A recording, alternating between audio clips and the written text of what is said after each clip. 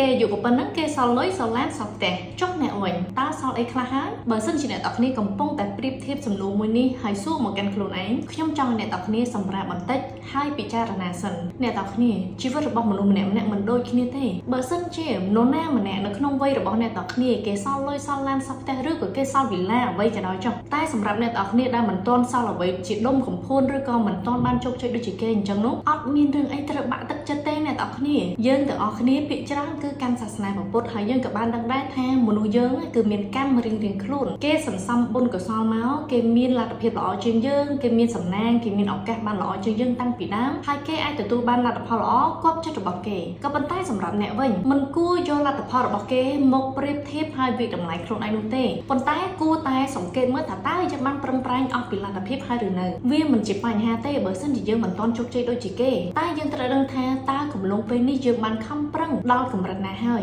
តើយើងបានព្យាយាមអស់ពីសមត្ថភាពហើយឬនៅបើសិនជាក្នុងស្ថានភាពរបស់យើងបានធ្វើល្អបំផុតហើយដូច្នេះចូលពេញចិត្តនៅអ្វីដែលយើងកំពុងតែមានទៅការប្រៀបធៀបជាមួយអ្នកដទៃមិនមែនជារឿងអាក្រក់ទេក៏ប៉ុន្តែបើសិនជាអ្នកទាំងគ្នាប្រៀបធៀបហើយយកវាមកបំបាក់ទឹកចិត្តខ្លួនឯងនោះវាមិនមែនជារឿងល្អឡើយប្រៀបធៀបហើយជំរុញឲ្យខ្លួនឯងខំប្រឹងឲ្យខ្លាំងដូចគេខំរៀនខំធ្វើការជំរុញទឹកចិត្តឲ្យខ្លួនឯងកាន់តែខំប្រឹងបន្ថែមទៀតនោះគឺជារឿងល្អទេក៏ប៉ុន្តែបើសិនជាយើងប្រៀបធៀបហើយធ្វើឲ្យខ្លួនឯងតូចចិត្តបាក់ទឹកចិត្តអត់ចង់ធ្វើអីមើលងាយខ្លួនឯងនោះមិនគប្បីតតែសោះអ្នកនរគ្នាយើងត្រូវដឹងថានៅក្នុងជីវិតយើងរាល់ថ្ងៃមនុស្សជាច្រើនគឺកំពុងតែវាយតម្លៃទៅលើអ្នកជុំវិញខ្លួនយើងរួមទាំងយើងផងដែរដូច្នេះយើងខ្លួនឯងនឹងរឹតតែមិនគួរវាយតម្លៃខ្លួនឯងនោះឡើយវាយតម្លៃអាចវាយតម្លៃនៅក្នុងរូបភាពមួយត្រឹមត្រូវមិនមែនវាយតម្លៃឲ្យបងអាក់ខ្លួនឯងបង្ខូចទឹកចិត្តខ្លួនឯងស្អប់ខ្លួនឯងមិនពេញចិត្តនឹងខ្លួនឯងទេទោះបីជាអ្នកទាំងគ្នាមិនទាន់ធ្វើបានល្អខំប្រឹងទៀតឱកាសនៅតែមានទៀតមិនប្រកាសថាគេជោគជ័យមុនយើងហើយយើងទៅខាងក្រោយគេនឹងយើងមិនអាចបានល្អជាងគេនោះទេ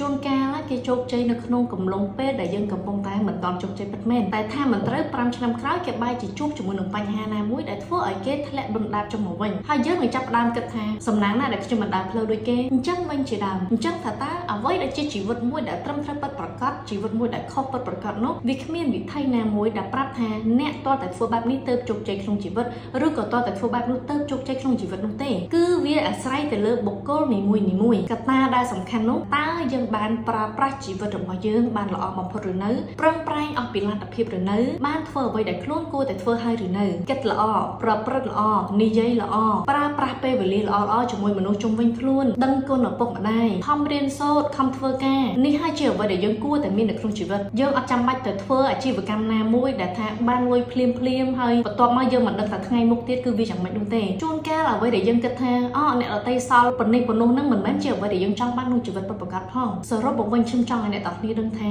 នៅក្នុងជីវិតរបស់យើងគ្មានអីសំខាន់ជាងមនុស្សជុំវិញខ្លួនយើងមានសេចក្តីសុខហើយយើងបានធ្វើរឿងគប្បីចំពោះខ្លួនឯងចំពោះសង្គមជាតិចំពោះគ្រួសាររបស់យើងប៉ុណ្ណឹងគឺវាល្អហើយអ្នកទាំងគ្នាមិនបាច់យកលុយយកឡានមកទេបើសិនជាគ្មានសេចក្តីសុខនោះរបស់អស់នេះយើងពិតជាត្រូវការពិតមែនក៏ប៉ុន្តែបើសិនជាយើងយកមកហើយវាបំផ្លាញសេចក្តីសុខរបស់យើងឬក៏វាធ្វើឲ្យយើងបាត់បង់នូវមិត្តភាពបាត់បង់នៅអ្វីដែលជាសេចក្តីសុខប្រចាំថ្ងៃរបស់យើងវាក៏មិនមានអត្ថន័យធំដុំអ្វីទៀតនោះដែរធ្វើយ៉ាងម៉េចរស់នៅជីវិតនេះឲ្យមានអត្ថន័យរស់នៅថ្ងៃនេះឲ្យបានល្អធ្វើរឿងដែលគួរធ្វើចំណាយពេលវេលាល្អៗជាមួយមនុស្សដែលគួរតែចំណាយអ្វីដែលសំខាន់បំផុតនោះពេញចិត្តនៅអ្វីដែលខ្លួនមានហើយខំប្រឹងបន្តទៅមុខទៀតហើយត្រូវលើកទឹកចិត្តនិងជឿជាក់លើខ្លួនឯងជានិច្ច